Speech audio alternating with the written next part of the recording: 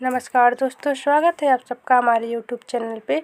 तो आज मैं आपको सुनाने जा रही हूँ महाभारत की कहानी पार्ट 25वां। तो चलिए कहानी को शुरू करते हैं। अध्याय 144वां। पांडवों की वर्णावत यात्रा तथा उनको विदुर का गुप्त उपदेश।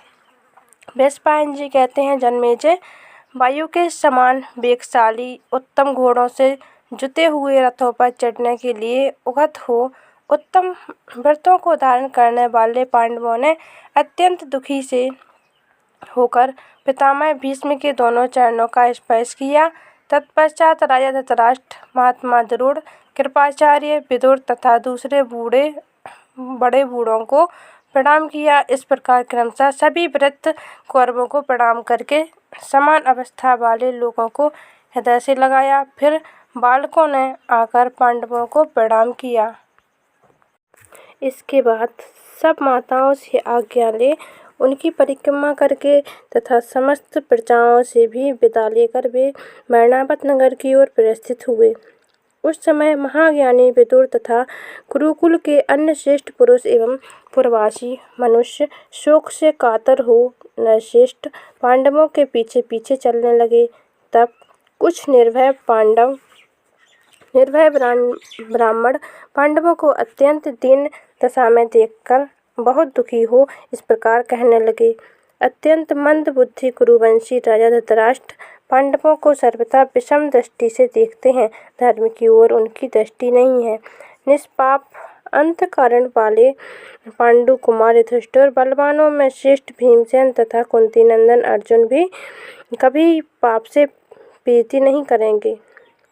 फिर महात्मा दोनों माद्री कुमार कैसे पाप कर सकेंगे।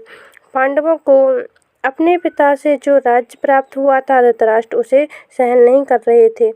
इस अत्यंत अधम युक्त कार्य के लिए भीष्म जी कैसे अनुमति दे रहे हैं। पांडवों को अनुचित रूप से यहाँ से निकालकर जो रहने योग्य स्थान नहीं, उस वर्णावत नगर में भेजा जा रहा है। फिर भी भीष्म जी चुपचाप क्यों इसे मान लेते हैं। पहले शंतनु कुमार, राजसी विचित्रवीर तथा कुरुकुल को आनंद देने वाले महाराज पांडु हमारे राजा थे। केवल राजा ही नहीं, वे पिता के समान हमारा पालन पोषण करते थे। नरश्रेष्ठ पांडु जब देव भाव स्वर्ग को प्राप्त हो गए, तब उनके इन छोटे छोटे राजकुमारों का भार धृतराष्ट्र ही सहन कर पा रहे थे। हम लोग यह नहीं चाहते, इसलिए हम सब घर द्वार छोड़कर इस उत्तम नगरी से वहीं चलेंगे जहाँ युधिष्ठिर जा रहे हैं। शोक से दुर्बल धर्मराज युधिष्ठिर अपने लिए दुखी उन पूर्ववासियों को ऐसी बातें करते देख मन ही मन कुछ सोचकर उनसे बोले, बंधुओं, राजा धृतराष्ट्र मेरे माननीय पिता, गुरु एवं श्रेष्ठ पुरुष हैं। वे जो आज्ञा दें उसका हमें निशंक होकर पालन करना चाहिए। यही हमारा व्रत है। आप लोग हमारे हित चिंतक हैं, अतः हमें अपने आशीर्वाद से संतुष्ट करें और हमें दाहिने करते हुए जैसे आए थे वैसे ही अपने घर को लौट जाएं। जब आप लोगों के द्वारा हमारा कोई कार्य सिद्ध होने वाला होगा, उस समय आप हमारे प्रिय और हितकारी कार्य कीजिएगा।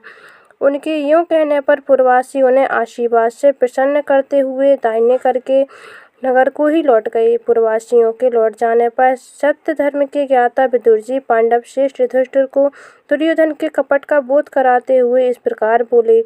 विदुर जी बुद्धिमान तथा मूढ़ मच्छरों की निरर्थक सी प्रतीक होने वाली भाषा के भी ज्ञाता थे। इस प्रकार युधिष्ठिर भी उस म्लेच्छ भाषा को समझ लेने वाले तथा बुद्धिमान थे।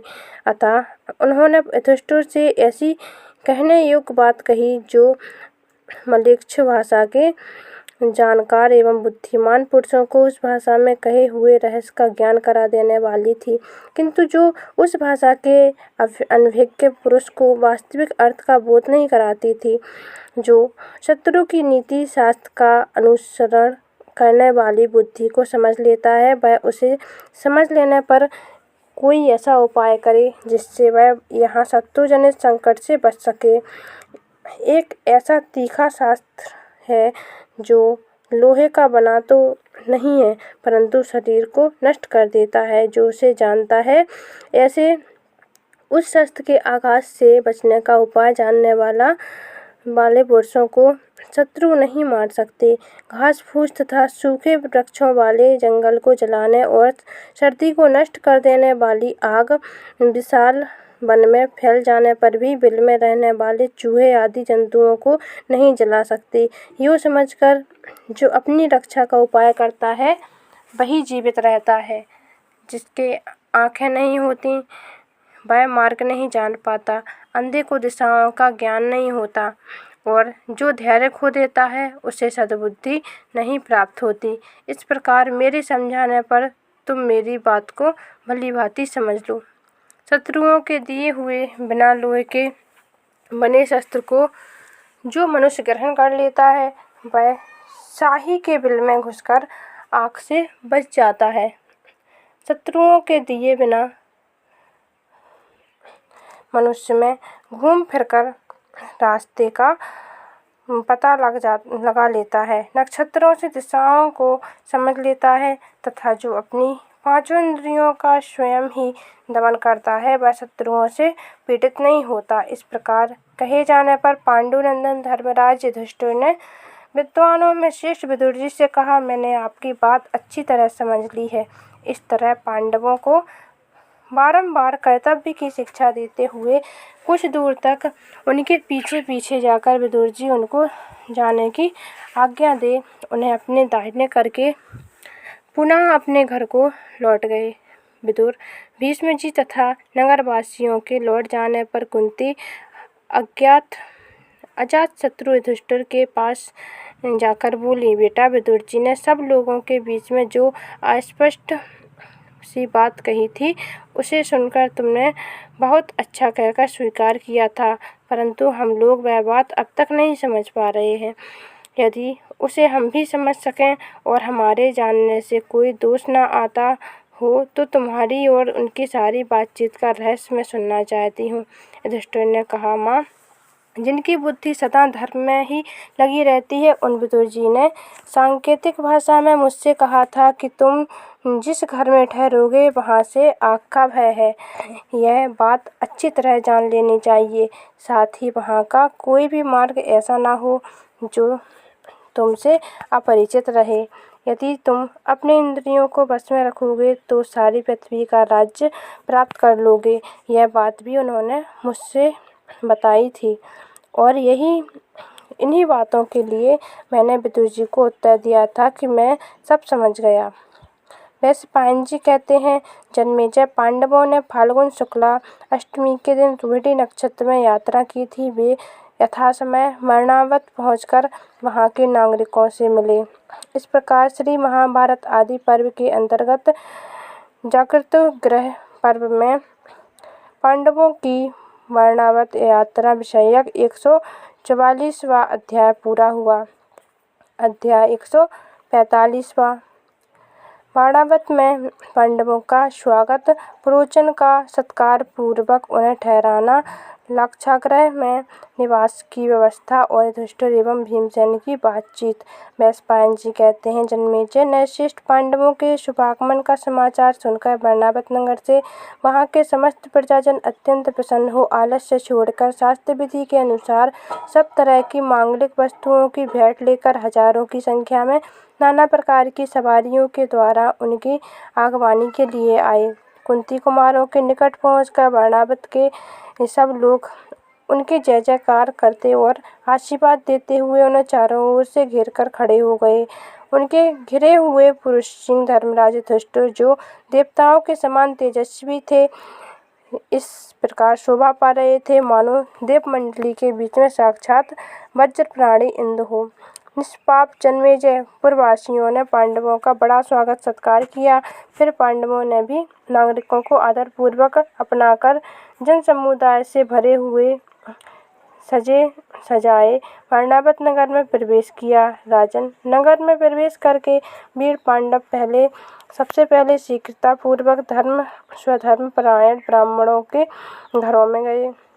तत्पश्चात वे नरश्रेष्ठ कुंती कुमार नगर के अधिकारी क्षेत्रियों में के यहाँ गए। इस प्रकार वे क्रमशः वैश्यों और शूद्रों के घरों पर भी उपस्थित हुए। भरतश्रेष्ठ नगर निवासी मनुष्यों द्वारा पूजित एवं सम्मानित हो पांडव लोग पुरोचन को आगे करके डरे पड़ गए।